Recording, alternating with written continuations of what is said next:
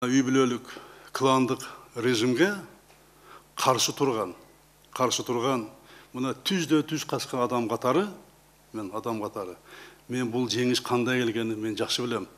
Бул жеңишти мен сырттан карап турган жокмун, ичинде болдум, башында болдум. Дагы айтып коеюн силерге, бул айтыңыздар. Мен президент болуп турганда эч качан үй бүлөлүк же кландык башкаруу Кыргызстанда болбойт. Ага мен эч качан жол бербейм. Көбү Жээнбек ошондой болсун деп тилеп атышат. Ушундай болсо экен Жээнбек анан чыкса экен деп. Андай болбойт, ага мен жол бербейм, урматтуу агайын туугандар. Мен муну көргөмүн. Мен аны кылсам, ага жол барсам, мени Кудай да кечирбейт.